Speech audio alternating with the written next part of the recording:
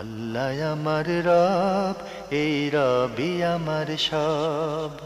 দামে দামে তুন মনে তারি অনুভব। তোমার দুনিয়াতে আমি যেদিকে তাকাই, অথই নিয়ামতে ডুবে আছি সবাই। পাক পাখালির গানে শুনি তসবি কলরব, তসবি কলরব। আল্লাহ আমার রব, এই রবি আমার সব।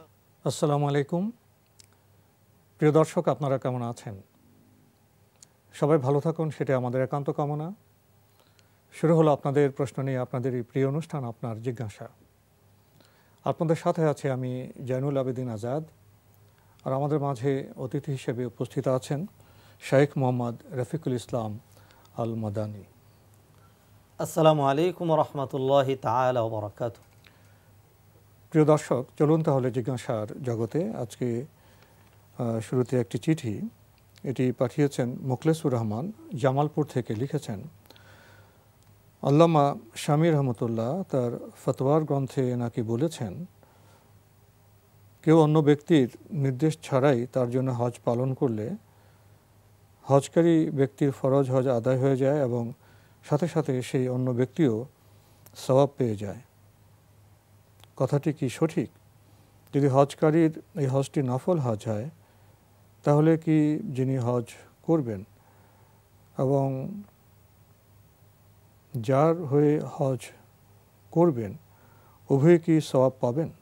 আলহামদুলিল্লাহ, আসসালাতু ওয়াসসালামু আলা রাসূলিল্লাহি ওয়া বা'দ।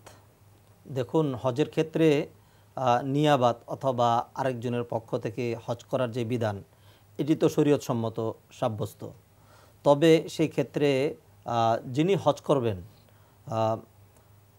যার হজ তিনি করছেন, সেই ক্ষেত্রে যিনি হজ করবেন তার জন্য শর্ত হলো তার আগে হজ করা থাকতে হবে। যেমনটি আল্লাহ রসুল সাল্লাল্লাহু আলাইহি সাল্লাম বিদায় হজের সময় একজন বলল যে লাব্বাইকা আন সুবরুমা, আমি সুবরুমার পক্ষ থেকে হজ করছি। তখন আল্লাহ রসুল সাল্লাল্লাহু আলাইহি সাল্লাম জিজ্ঞেস করলেন যে সে কে? সে বলল যে আমার একজন আত্মীয় বা আমার ভাই, এরকম বলল। আল্লাহ রসুল সাল্লাম প্রশ্ন করলেন যে তুমি কি তোমার নিজের হজ করেছো? তখন সে ব্যক্তি বলল যে না, করিনি। তখন আল্লাহ রসুল সাল্লাল্লাহু আলাইহি সাল্লাম বললেন যে হুজ্জা আন নাফসিক সুম্মা হুজ্জা আন সুবরুমা, তুমি প্রথম তোমার নিজের হজ আদায় করো, তারপরে তুমি সুবরুমার পক্ষ থেকে হজ করবে। তো সেহেতু কেউ যদি আরেকজনের পক্ষ থেকে বদলি হজ করতে চান, তাহলে তার উচিত হলো প্রথম নিজের হজ করা থাকতে হবে, তারপরে তিনি আরেকজনের বদলি হজ করবেন। আর কেউ যদি এই শর্ত পূরণ করে আরেকজনের পক্ষ থেকে হজ করেন এবং সেই ক্ষেত্রে শর্ত যদি পূরণ হয়, তাহলে যিনি কষ্ট করে আরেকজনের জন্য হজ করছেন, ইনি তো তার কষ্টের কারণে একটা সব পাবেনই, আর যার পক্ষ থেকে হজ করলেন তারও হজ হয়ে যাবে। প্রিয় দর্শক, আমাদের এই ভাই আরও প্রশ্ন করেছেন, হারাম শরীফে এবং মসজিদে নববীতে এক রাকাত নামাজ পড়লে যথাক্রমে 1 লক্ষ ও 1000 রাকাতের সমান সওয়াব পাওয়া যাবে। আমি জানতে চাই, এই সওয়াব কি শুধু হজের সময় না অন্য সময়েও? এই সওয়াব কি শুধু ফরজ নামাজের জন্য না সুন্নত ও নফলেও? কেউ যদি হারাম শরীফের মসজিদের ভিতরে নামাজ না পড়ে বাইরের চত্বরে নামাজ পড়েন, তাহলেও কি উল্লেখিত সওয়াব পাওয়া যাবে? জি ভাই, আপনি অত্যন্ত সুন্দর একটি চমৎকার প্রশ্ন করেছেন এবং সেক্ষেত্রে আপনি যেটি বলেছেন এটি হাদিসের মধ্যে রয়েছে। কেউ যদি মক্কার হারাম শরীফে 1 ওয়াক্ত সলাত আদায় করেন, তাহলে তাকে 1 লক্ষ সলাতের সওয়াব দেওয়া হবে। এবং সহিহ হাদিস দিয়ে প্রমাণিত মসজিদে নববীর ক্ষেত্রে যে তার জন্য 1000 সওয়াব লিপিবদ্ধ রয়েছে। এখানে উলামায়ে কেরামের দুটো মতামত রয়েছে। একটি হলো একদম প্রসিদ্ধ মত, সবার মতে স্বতঃসিদ্ধ, সেটি হলো এটি ফরজ সলাতের ক্ষেত্রেই সীমাবদ্ধ, শুধুমাত্র ফরজ সলাতের ক্ষেত্রে এই সবটা দেওয়া হবে। আবার অবশ্য কেউ কেউ এই মতামতটিও দিয়েছেন যে নফলের ক্ষেত্রেও সে এমন সওয়াব পাবে। তবে অধিকাংশ উলামায়ে কেরামের বিশুদ্ধ মতামত যেটি, সেটি হলো ফরজের ক্ষেত্রে। আর আপনি আরেকটি যে প্রশ্ন করেছেন, এটি কি শুধুমাত্র হজের সময় নাকি অন্য সময়? এটির জন্য হজ উমরা নির্দিষ্ট কোনো সময় নেই। বছরের যে কোনো সময় কেউ যদি মসজিদ নববীতে অথবা হারাম শরীফে সালাত আদায় করেন, তাহলে তিনি এই পুরো সোয়াবটা পাবেন। এটি তো হলো মসজিদের ক্ষেত্রে। আর যখন মসজিদের সাথে জামাত মানে একত্রিত হয়ে যায়, মসজিদের চত্বর এবং তারপরে এই রাস্তায় যেতে যেতে 1-2 কিলোমিটার পর্যন্ত কিন্তু জামাত হয়ে যায়। যারা একই জামাতের সাথে পড়ছেন এবং মাঝখানে মানে তাদের কোনো গ্যাপ নেই, একই জামাত হচ্ছে, তখন কিন্তু এই সবটা পাবে। আমাদের এলাকায় একটি প্রথা প্রচলিত আছে যে কেউ মারা গেলে কয়েকজন একত্রিত হয়ে 10 বার লা ইলাহা ইল্লাল্লাহ পড়ার পর একবার দরুদ শরীফ পড়ে, এইভাবে 60,000 বার পরে মৃত্যুর জন্য দোয়া করা হয়। এটা কি ঠিক, বা এতে মৃত ব্যক্তি কি সওয়াব পাবে? মৃত ব্যক্তি যেই সওয়াবগুলো পাবেন সেটি তো আল্লাহ রাসূল সাল্লাল্লাহু আলাইহি হাদিসের মধ্যে বলেছেন, ইজা মাতাল ইনসান ইনকাতা আমালুহু ইল্লা মিন সালাস। কোনো মানুষ যদি মারা যায়, তার নিজের যে আমল সেগুলো বন্ধ হয়ে যায়, মাত্র 3টি আমল চালু থাকে। তোর মধ্যে একটি হলো মিন ওয়ালাদিন সালিহিন ইয়াদউ লা, নেককার সন্তান যদি তার জন্য দোয়া করে। সেইখানে যদি নেককার সন্তান না হয়ে আত্মীয় স্বজন এবং অন্যান্য মুসলমান তারা দোয়া করে, এই দোয়াটাও তিনি পাবেন। যেহেতু কোরআনে আল্লাহ বলেছেন, ওয়াল্লাযীনা জাউ মিন বা'দিহিম ইয়াকুলুনা রব্বানা ইগফির লানা ওয়া লিইখওয়ানিনা আল্লাযীনা সাবাকুনা বিল ঈমান। তো পরে যারা আসবে তারা তাদের আগের জন্য দোয়া করবে, দোয়া পাবেন, দোয়ার সব পাবেন, এটা নিঃসন্দেহে। তবে দোয়ার ক্ষেত্রে নির্দিষ্ট কোনো পদ্ধতি যেটি সাহাবায়ে কেরাম সাব্যস্ত করেননি, আল্লাহ রাসূল সাল্লাল্লাহু আলাইহি ওয়াসাল্লাম হাদিসের মধ্যে যেটি বলেননি, এটিকে যদি অবশ্যম্ভাবীভাবে নির্দিষ্ট একটা আকার দিয়ে যে এতবার দুরূদ শরীফ পড়া লাগবে, এতবার এই কাজটা করা লাগবে, তাহলে এইভাবে দোয়া করতে হবে, এটা বিধান হয়ে যায়। জি, এই বিধান তো কোনো মানুষ দিতে পারে না। নতুন করে যদি বিধান চালু করা হয় তাহলে এইগুলির ক্ষেত্রেই তো বিদআতের প্রশ্ন হয়। আর যদি বাইন্ডিং ছাড়া দোয়া করে, কেউ 2 বার দুরূদ শরীফ পড়লো, কেউ 3 বার পড়লো, কেউ 5 বার পড়লো, কেউ 10 বার পড়লো, তাহলে এটি জায়েজ আছে। কিন্তু ফিক্সড করে দেওয়া যায় 3 বারই পড়া লাগবে, 10 বারই পড়তে হবে, নির্দিষ্ট একটা পদ্ধতি, নির্দিষ্ট রূপ দেওয়া যাবে না। রূপ দেওয়া যাবে না। এমনি কোরআনের যে কোনো আয়াত পড়লাম, দরুদ পড়লাম, দোয়া করলাম, এটা তো আমরা পারি, আমাদের সময় সুযোগ অনুযায়ী আবেগ অনুযায়ী আমরা করতে পারি। না, আপনি যে বিষয়টি বললেন, ইবাদতের নির্দিষ্ট কাঠামো রূপ আমরা কেউ দিতে পারবো না, দিতে পারেন একমাত্র আল্লাহ এবং রাসূল সাল্লাল্লাহু আলাইহি ওয়াসাল্লাম। প্রিয় দর্শক, আমরা অনেক সময় ধর্মকর্ম করতে গিয়ে অজান্তে ভুল করে ফেলি। এই জন্য আপনাদের এই প্রশ্ন, এবং আশা করি আপনারা সঠিক বিষয়টি জানতে পেরেছেন। প্রিয় দর্শক, এবার আমাদের হাতে আরও একটি চিঠি, এটি পাঠিয়েছেন কাউসার আক্তার মিনু, শ্যামলী, ঢাকা থেকে। আপনি লিখেছেন, ঘরে ছেলেদের নামাজ হবে কি? স্বামী ছেলেদের বললে শোনে না, তারা জুমা ছাড়া কোনো নামাজ মসজিদে পড়ে না। বোন মিনু, আপনি অত্যন্ত সুন্দর একটি প্রশ্ন করেছেন। আপনি আপনার সর্বাত্মক প্রচেষ্টা আপনার ছেলেদের জন্য, আপনার স্বামীর জন্য এটা আপনি আদায় করবেন। আল্লাহ রাসূল সাল্লাল্লাহু আলাইহি সাল্লাম এক হাদিসের মধ্যে এমন ধমকি দিয়েছেন, অথচ তিনি হলেন সাইয়্যিদুল মুরসালিন রাহমাতুল্লিল আলামিন। তিনি বলছেন যে আমার ইচ্ছে হয় যে আমি কিছু লোককে সালাতে দাঁড় করিয়ে দিয়ে একজনকে বলি তুমি ইমামতি করো আর বাকিরা তার পেছনে নামাজ পড়ুক, আর আমি কিছু লোকজন নিয়ে বেরিয়ে চলে যাই, গিয়ে দেখি ঘরে কোন পুরুষরা জামাতে না এসে ঘরে সালাত আদায় করছে। সালাত না আদায় করবে না এমনটি তো সাহাবী আল্লাহ রাসূল যুগে মানে এমন কল্পনাই করা যেত না। যারা ঘরে সালাত আদায় করে, আল্লাহ রাসূল বলেছেন আমার মনে চায় তাদের ঘরে আগুন লাগিয়ে দিয়ে তাদেরকে সহ পুড়িয়ে দিই। কত বড় ধমকি দিয়েছেন। তারপর তিনি বলেছেন যেহেতু ঘরে মহিলারা রয়েছে, বাচ্চারা রয়েছে, এই জন্য কাজটি করলাম না। তাহলে দেখা যাচ্ছে যে কোনো উজর ছাড়া ঘরে সালাত আদায় করা পুরুষের জন্য এটি বিশাল এক ধমকির কারণ, এটি গুনার কারণ। বরং অনেক সময় হয়তো সালাত নাও হতে পারে। যদিও এক হাদিসের মধ্যে যে হাদিস দিয়ে বলা হয় যে মসজিদে সালাত যেটি, এটি হলো ফজিলতের বিষয়। সালাতুল জামাআতি তাফদুলু আলা সালাতিল ফাজরি বি-৭২ দারাজা, ২৭ গুণ বেশি সওয়াব। যেহেতু ২৭ গুণ বেশি বলা হয়েছে, তাহলে কেউ যদি একাকী পড়ে তাহলে তার সালাত শুদ্ধ হবে, এমনটি অনেকে মতামত দিয়েছেন। তবে আমাদের দিন ধর্মের সৌন্দর্য যেটি, অর্থাৎ সেটি হলো যে সালাতের জন্য মসজিদ নির্মাণ, আর সেই ক্ষেত্রে পুরুষের জন্য বাইন্ডিংস হলো মসজিদে গিয়েই তারা জামাতে সালাত আদায় করবেন। শুধুমাত্র সুন্নত নফলগুলো তারা ঘরে পড়ার জন্য উদ্বুদ্ধ করা হয়েছে। সুতরাং বোন, আপনি আপনার দায়িত্ব পালন করুন, তাদেরকে মসজিদে পাঠানোর চেষ্টা করুন। তারপরেও যদি একাধারে মসজিদ বর্জন করে না যায় তাহলে আমার মনে হয় গুনাহ হবে। আল্লাহ আমার রব, এই রবি আমার সব। আল্লাহ আমার রব, এই রবি আমার সব। বিরতির পর আমরা আবার ফিরে এলাম আপনার জিজ্ঞাসায়। বিরতির আগে আমরা খুবই গুরুত্বপূর্ণ বিষয়ে কথা শুনছিলাম, আসলে আমরা অনেক ক্ষেত্রেই বিধিবিধানের বিষয়ে জানতে চাই, গুরুত্ব দিয়ে থাকি, ঠিকই আছে, এবং পারিপার্শ্বিক অনেক বিষয় আছে। মসজিদ একটা পরিবেশ আছে, জি, এবং আমরা আমাদের ব্যক্তিগত উপলব্ধি দিয়ে জানি, যখন একজন ব্যক্তি পায়ে হেঁটে মসজিদ অভিমুখে রওনা হন, তিনি কি সওয়াব পান না? জি, মসজিদের যে পরিবেশ, সেখানের ভ্রাতৃত্বের যে বন্ধন, সেটা কি অন্যরকম একটি সৌন্দর্য বা স্বরূপ আমাদের উপহার দেয় না? অবশ্যই। এখানে আরেকটি বিষয় আপনি ভালোই মনে করিয়ে দিয়েছেন, সেটি হলো আল্লাহ সুবহানাহু ওয়া তাআলা কিন্তু কোরআনে কারিমে আমাদেরকে যা সালাতের কথা বলেছেন, সেখানে বলেছেন ওয়া আকিমুস সালাতা ওয়া আতুজ যাকাতা ওয়ারকাউ মা'আর রাকিঈন, যারা রুকুকারী সেজদাকারী তাদের সাথে রুকু করার জন্য। তাহলে আমি যদি ঘরে থাকি সেটা তো তাদের সাথে হলো না, এটি একটি বিষয়। আরেকটা হলো হাদিসে এবং কোরআনে মানে বলা চলে যে প্রায় 100% এই ইকামাতুস সালাতের কথা বলা হয়েছে, সালাত প্রতিষ্ঠার কথা।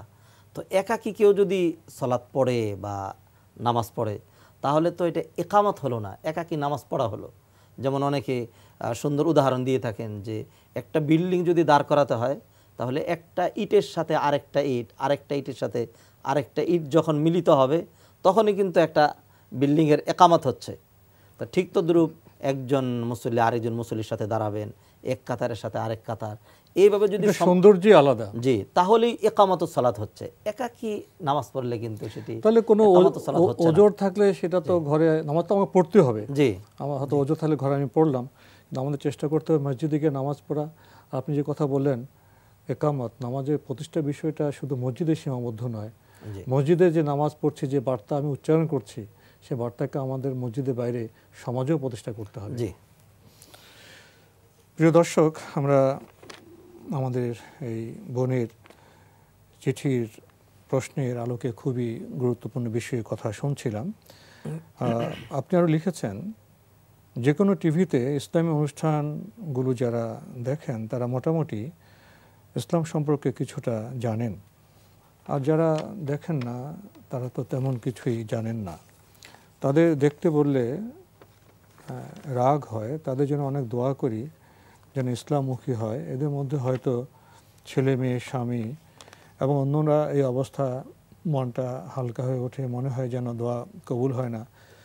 বিশেষ করে ফজরের টাইমটা বেশি খারাপ লাগে, মাঝে মাঝে অনেক রাগ করি এবং বলি সন্তানদের নামাজের জন্য মা বাবা দায়ী নয়। তাই বলে থাকি মাঝে মধ্যে, আমি ফেরেশতা সাক্ষী করে বলি, হাসরের মাঠে আল্লাহ যেন আমাকে না ধরে। আমার এই বলার জন্য কোনো গুনাহ হবে কি?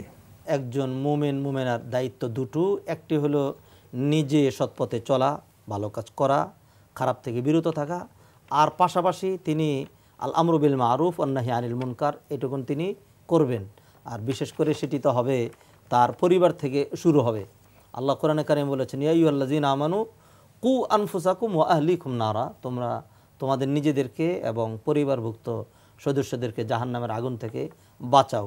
সেই ক্ষেত্রে আপনি আপনার সর্বাত্মক প্রচেষ্টা আপনার সন্তানদের পিছনে, স্বামীর পিছনে চালাবেন, এটি স্বাভাবিক। সুতরাং তাদেরকে এই সলাতের কথা বারবার বলা এবং তাদেরকে সচেতন করা এবং খারাপ থেকে নিষেধ করা, ভালো জিনিসটা টিভিতে দেখতে বলা এবং খারাপটা না দেখা, এটি যেটি করছেন এটি আপনি আপনার দায়িত্বের আঞ্জাম দিচ্ছেন। হ্যাঁ, একজন মানুষ তার সন্তানাদের জন্য কখন দায়ী হবে না, যদি সে তার যে রেসপন্সিবিলিটি এটি যদি তিনি পালন করে থাকেন, তার চেষ্টা যদি তিনি করে থাকেন। আর কোনো পিতামাতা যদি তার সন্তানের পিছনে প্রপার ওয়েতে এই চেষ্টাগুলো না করেন, তাহলে সন্তানদের অপকর্মের কারণে পিতামাতাও কিন্তু দায়ী হবেন, যেহেতু তাদের জন্য তার সুশিক্ষা দেওয়া হয়নি, তালিম তারবিয়ত দেওয়া হয়নি। তা সুতরাং আপনি আপনার সর্বাত্মক চেষ্টা চালানোর পরে, এরপরে যদি তারা না শুনে, তাহলে আপনি তো আল্লাহর কাছে আশা করি দরপাকর হবেন না। সেই ক্ষেত্রে যারা শুনবে না তারাই দরপাকরের শিকার হবেন। প্রিয় দর্শক, এবার আমাদের হাতে একটি ইমেল, এটি পাঠিয়েছেন জাফরিন আক্তার, শান্তিবাগ, ঢাকা থেকে। আপনি ইংরেজি হরফে বাংলায় ইমেলটি করেছেন, লিখেছেন, ভূমিকম্প এর ভয় দূর করার জন্য কোনো দোয়া আছে কি? সব কিছুর দোয়া আছে, কিন্তু ভূমিকম্প এর দোয়া পাইনি। আমার কাছে হিসনুল মুসলিম আছে, এরও একটা বই নাম, ভালো বইয়ের নাম প্লিজ বলে দেবেন কি? মানে যেখানে উনি ভূমিকম্পের দোয়া, ভূমিকম্প তো বর্তমান সময়ে এটা আতঙ্কের বিষয়, প্রায় সময় ভূমিকম্প হচ্ছে। অনেকে ভূমিকম্প থেকে বাঁচার দোয়া জানতে চান, এবং অনেকে জানতে চান ভূমিকম্পের কারণ কি, এর থেকে মুক্তির উপায় কি, এইসব বিষয়ে। বোন দেখুন, ভূমিকম্প এটি তো আল্লাহকে চিনার, আল্লাহকে জানার, আল্লাহকে বুঝার অন্যতম একটি বড় সহায়ক। কারণ বিশ্বের সকল শক্তি মিলেও একটা ভূমিকে নাড়া দিতে পারে না। আর আল্লাহ যদি অর্ডার করেন তাহলে ভূমি তো নড়ে উঠেই, বরং এমন তো সময় আসবে যখন পুরা পৃথিবীটাই ধ্বংস হয়ে যাবে। সভ্যতা ধ্বংস হয়ে যাবে, সভ্যতা ধ্বংস হয়ে গেছে, জি জি ধ্বংস হয়ে গিয়েছে। আর আল্লাহ তো কোরআনে এমনও বলে দিয়েছেন যে এমন সময় আসবে যখন ইসরাফিল সিংহ ফুঁক দিলে তখন পাতা প্রস্তর নির্মিত যে পাহাড়গুলো, এইগুলো ধুনিত তুলার মতো উড়ে চলে যাবে। তো সেই জন্য আমাদের মনে এমন একটি ভয় থাকা উচিত। আল্লাহ সুবহানাহু ওয়া তাআলা বলেছেন যে তিনি যদি এই ভূমিকে দাবিয়ে দেন তাহলে তো এটাকে আর কেউ আটকাতে পারবে না। তো সুতরাং এরকম ভূমিকম্প দেখলে মানুষের মনের ভিতরে একটা আতঙ্ক, একটা ভয় থাকবে, এটাই স্বাভাবিক। তবে ভূমিকম্প যেন না হয়, আর এটার জন্য যেন ভয় না হয়, এইটার জন্য আলাদা আপনার কেন দোয়ার দরকার? বরং আপনি এই ভূমিকম্পের এমন একটা ভয় থাকবে যে যদি ভূমিকম্প হয়ে আমি ধ্বংস হয়ে যাই, এই জন্য আমাকে কি করতে হবে? নেক কাজ করে সদা সর্বদা প্রস্তুত থাকতে হবে। নবী আকরাম সাল্লাল্লাহু আলাইহি ওয়াসাল্লাম যেন হাদিসের মধ্যে বলেছেন, আল কাইয়িসু মান দানা নাফসা ওয়া আমিলা লিমা বাদাল মাউত। একজন সচেতন ব্যক্তি, বুদ্ধিমান সেই যে নাকি নিজেকে কন্ট্রোল করে এবং মৃত্যু পরবর্তী যেই জগৎ তার জন্য সে আমল করতে থাকে। সুতরাং আমরা আমলের মাধ্যমে এমনভাবে প্রস্তুত থাকব যে যখনই মৃত্যু যদি চলে আসে তাহলে আমার যেন ঈমানের সাথে মৃত্যু হয়।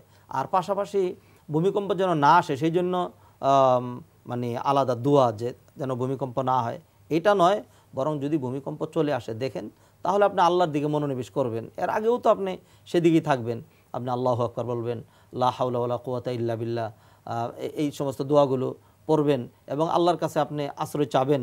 এবং মনে রাখবেন যে আল্লাহ রাসূল সাল্লাল্লাহু আলাইহি ওয়াসাল্লাম আমাদেরকে বলেছেন যে দুনিয়ার সকল মানুষ মিলে আল্লাহ যদি আমাদের জন্য একটু ক্ষতি বরাদ্দ করেন, সব মানুষ মিলেও সেই ক্ষতি থেকে আমাদেরকে বাঁচাতে পারবে না।